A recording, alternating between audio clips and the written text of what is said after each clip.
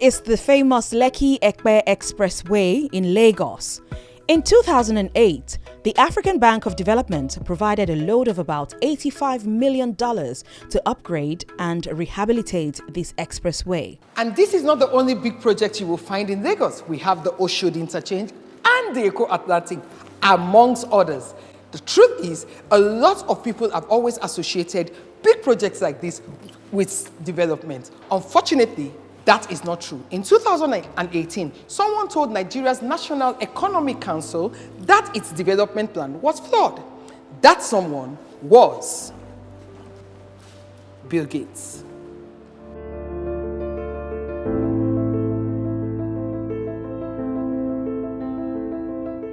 What Bill Gates was simply saying is that for as long as we refuse to invest in human-centered projects and we consistently invest in infrastructural projects, we will not be helping our society. As a matter of fact, projects that involve the health, the mind, and even the education of the young will ultimately help in making us a better society. Until we learn to do that and stop investing in physical and more of the mind, we will only end up collapsing our economy.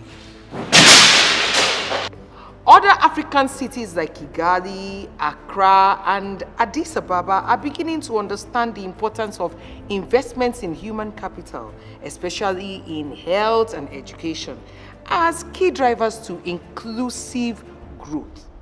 Therefore, they are committing huge resources to education and tech innovation programs with particular focus on science, technology, engineering, and math, also known as STEM. Meanwhile, in Lagos, public expenditure in these areas has been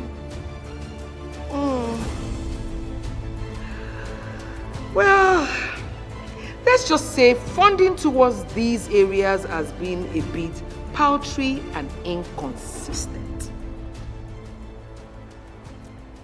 The coding program is a very good example. Yes, where the state government have a location of training at least 1 million residents. But what will we have? So today we'll be talking about programming.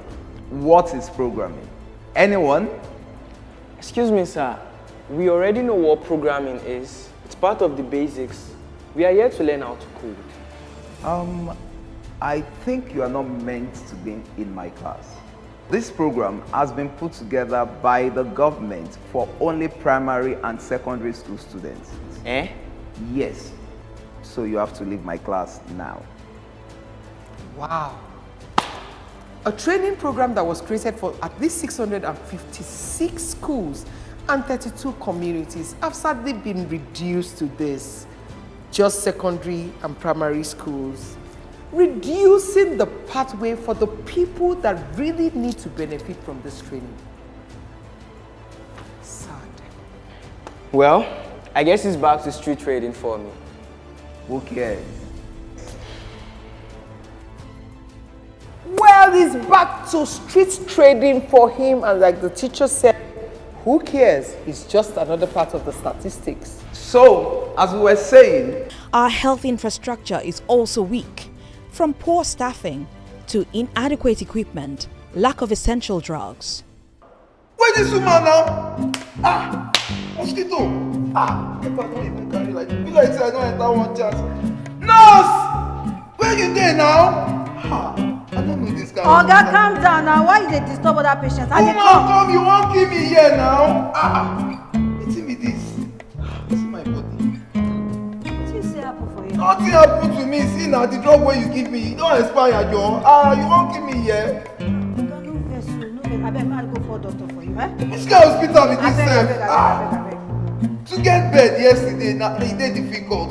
They to give me drug, it no even complete. Now the one where they give me self don't expire. They won't keep person for this country. We must do something about this thing now. Yet the Lagos state government keeps spending exorbitant amounts of money on massive infrastructural projects to build a Dubai-like city. Meanwhile, important people-centered projects and education suffer setbacks with very little government attention. But all that needs to change if Lagos is to place itself on a pathway towards long-lasting economic growth. Nigerian governors continue to talk exuberantly about their achievements by measurable indicators such as the kilometers of road they have tarred, the traffic lights they have installed, even though many of them stopped working after a year or so. But by pointing out this visible infrastructure, they forget the fact that, again, infrastructure by itself does not constitute development. It is how this helps us to become really human and to achieve our God-given destiny, whichever shape or form we define them. It's only then that we can talk about development, because at the center of development must be the human person. In the words of Jane Jacobs, a renowned urbanist, people make cities, and it is to them and not the buildings that we must fit our plans.